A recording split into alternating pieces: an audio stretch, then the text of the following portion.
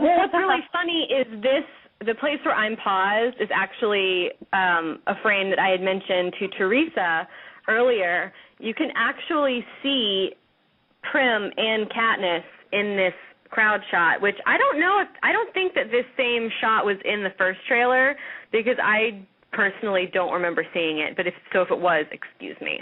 But if you look, you can see Prim sort of in the third row back, sort of on the right side, a little bit right of the middle, and then Katniss is further back.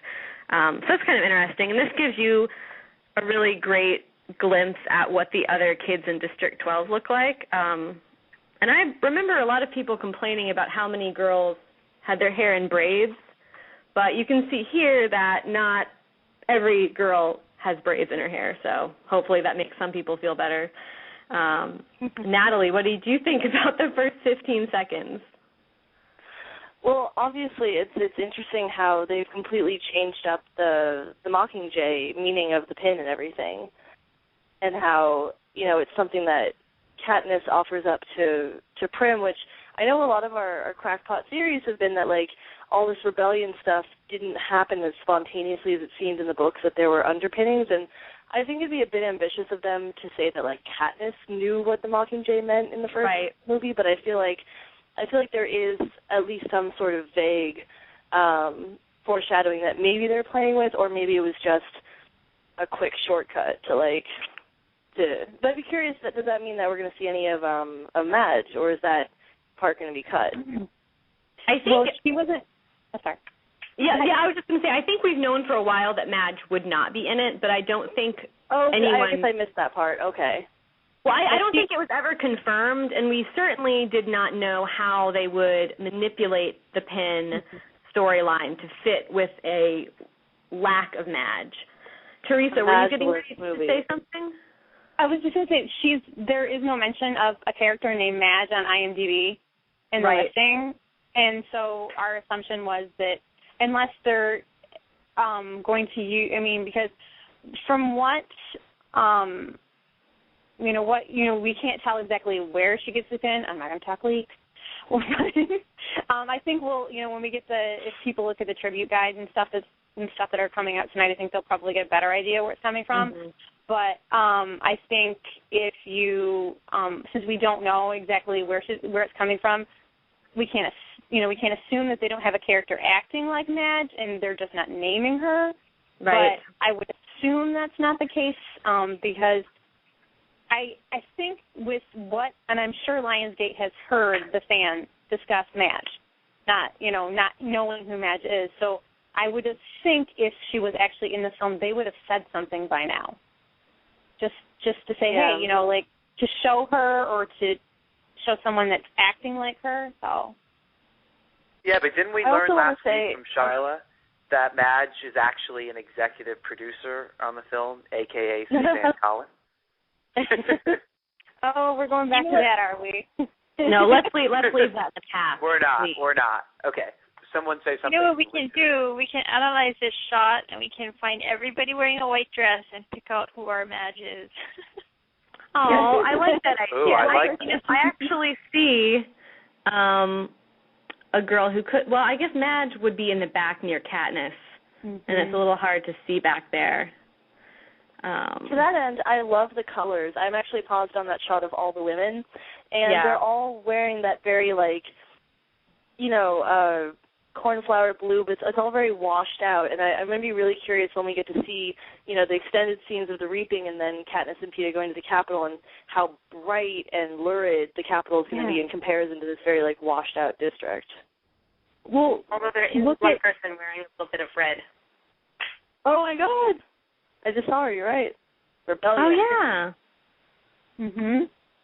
She's like the fashionista of District 12. She's the trendsetter. Well, it's interesting. You look at the shot of the crowd and you see some of the people looking forward at what is supposed to be the screen, obviously, and obviously an image that wasn't there, that kind of thing. When you were shooting this, you get some people looking to the back, like they're turned around, like looking behind them, and I'm wondering if they're looking at Jennifer or there's a different one kind of looking at her nails. Oh, yeah. Like, in the middle. She's like, I'm too cool for this. I'm definitely impressed with all of these extras. I mean, you have to remember that these are girls that they just found, it sounds like, through mall open castings in North Carolina. And I think all of them really look like they fit. Oh, yeah.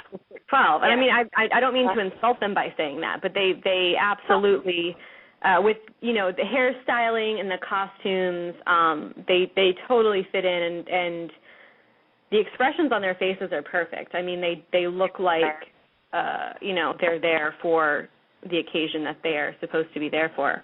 On the subject of Madge, there have been so many people this week talking about the pin and Madge. I've seen people say that the movie has been ruined because they've changed sort of the mythos surrounding the pin, and I don't know.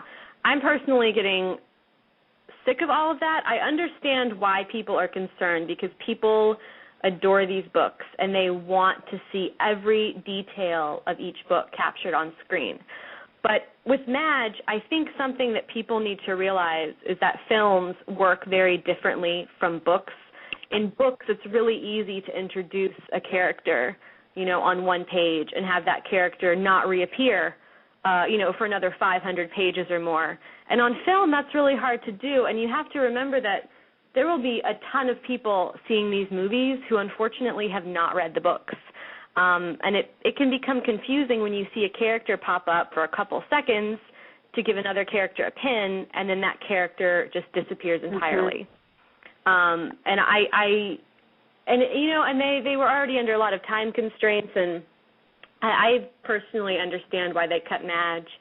And they had to then change the pin storyline as a result. And I'm okay with Katniss giving Prim the pin, because it does set up a very interesting moment later when, and this is what I'm assuming will happen, Katniss gives Prim the pin, says it will protect her. Katniss ends up volunteering, and right before she leaves, Prim gives Katniss the pin and says, well, this will protect you. That's what I'm predicting will happen. And I think that's lovely. I mean, and it definitely sort of helps, it helps show their sisterly bond on screen. Any other thoughts about that, about the pin or about the missing Madge? This is Tiffany, by the way. I thought it was interesting because it kind of already sets up the fact that Katniss is the Mockingjay. She's giving a Mockingjay pin to Prim, saying this will protect you, kind of like how she will always protect Prim. So that's kind of how I saw it in the beginning, is them setting that up very early on. Yeah, and it's they're using this Mockingjay symbol or pin in all of the promotional materials for the movie. So people who are going into this having no clue what this series is about, they'll want to see the pin, and they'll want to know why this pin is on all of the movie posters. So it's, they really have to give it significance